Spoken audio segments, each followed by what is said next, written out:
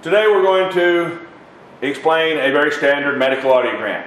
It's Advanced Hearing Technologies, how-to videos, and today we're going to be talking about this medical chart, which anytime you have your hearing tested, almost universally, it will be on this graph, and once you understand it, it'll be very simple to look at it yourself and understand what kind of hearing loss you have, track your hearing loss. If someone doesn't take the time to explain it to you, it's unnecessary because now you understand it yourself. It's a very simple graph. Here's how it works.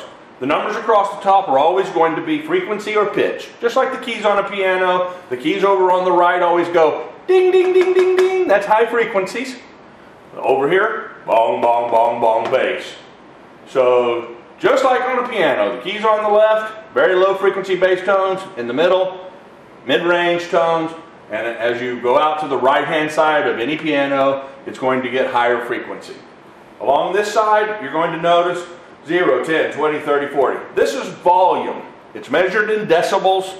As the numbers get bigger, of course it gets louder.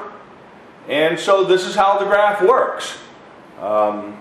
You'll see we have red circles for the right ear. Remember the naval saying, red, right, returning. X's are always going to be blue and left. And these marks indicate the minimum amount of volume that it takes for someone to hear each of these sounds. And so let's just take 2K here for Mr. Johnson. Mr. Johnson in his right ear hears this sound. He begins to hear this sound at 25 dB. In his left ear, he begins to hear this sound at 50 dB. At 45 dB, he heard nothing. There was no sound. He indicated he did not hear anything. We turned it up 5 more decibels, and at 50 dB, he says, yes, I detect that sound. We retest it, and again, he detects it here. We retest it back at 45, nothing. We go back to 50, and again, he detects it. 50 is the minimum point at which he can hear 2,000 hertz in his left ear. So let's go through the audiogram. We'll just take the left ear for practical purposes here. At 125 hertz, that's a bass tone. Mr. Johnson takes a minimum of 25 dB of volume before he begins to hear that tone. At 250 hertz, another bass tone, it takes a minimum of 30 decibels for him to begin to hear that tone.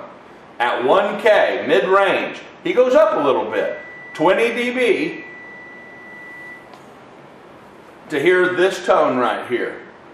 And so, back to 2K, we're starting into the higher frequencies. The left ear, as we discussed before, is back down to 50 dB. Out into the higher frequencies, we have 3,000 hertz frequency. He drops all the way down to 80 dB. 4,000, a little further, 85, and then back up to 80 dB at 6K.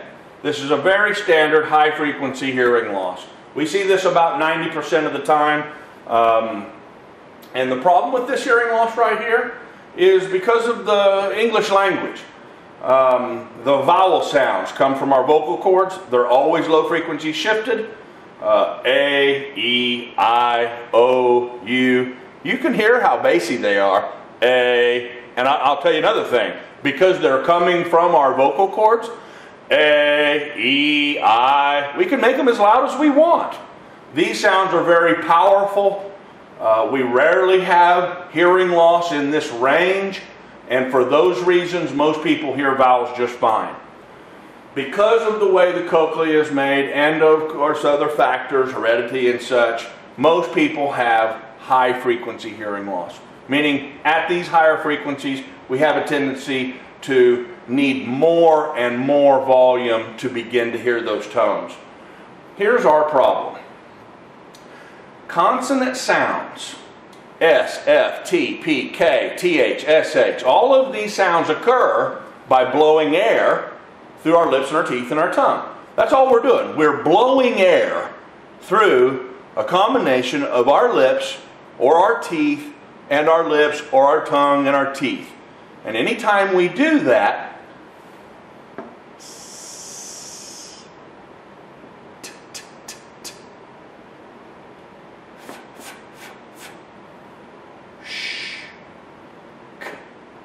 anytime we blow air through our lips and our teeth and our tongue, it creates a very, very soft sound. There's not much volume when I go t, t, t. There's plenty of volume when I go a. All right, now we're getting somewhere. Also, just like a whistle, anytime I blow air through my lips and my teeth and my tongue, I create a very high frequency sound. So here's our problem. Mr. Johnson takes a minimum of 70, 80, 90, 80 decibels to begin to hear these sounds, and consonants occur in this range. The problem is the consonants are only about 30 dB, and he takes a minimum of 60, 70, 80, 90 decibels in some cases to begin to hear those sounds. You know what that means? When Miss Johnson says, "Hey, hon, that's a nice watch. What kind is it?" Mr. Johnson looks up and goes, "Oh, it's about 315." That's an old joke. The point is that he hears the vowels but not the consonants. Miss Johnson says, "Hey, hon, where's my hat?" Mr. Johnson looks up and says, "We ain't got a cat. Did you call me fat?" This is how it works. He is going to hear these vowels very clearly. He will not be able to hear these consonants. It's mathematically impossible to hear the beginnings and endings of the words without these high frequency nerves being somewhere in the normal range. So what do? Well, you find you a nice, honest hearing aid man, and you have him design you a hearing device that brings these sounds from here back into the normal range.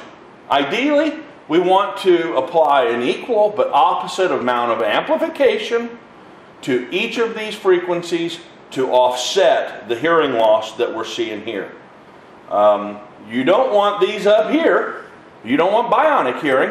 You just need them back in a normal range so that when somebody says cat, you hear the C, you hear the A, and you hear the T. Let's talk about this over here. You don't want to mess with these low frequencies. 20, 30 dB is okay. These are very powerful sounds. You start bringing these back up to perfect, or heaven forbid, over amplifying these low frequencies. This is where everyone says, "Oh, my hearing aid's so noisy. I get all this noise. I hear all this background stuff." This stuff is your background noise, and you start messing with these, and you're going to have trouble. This one here, all right, we can tweak it. It's down here at 50. Let's bring it up to 20. Let's give it a little amplification, but for the most part, you want to leave these sounds alone. Here is the problem. Without high frequencies, we hear, but we cannot understand. Things sound muffled or mumbled. Let me give you an example of what it sounds like just when somebody has high frequency hearing loss.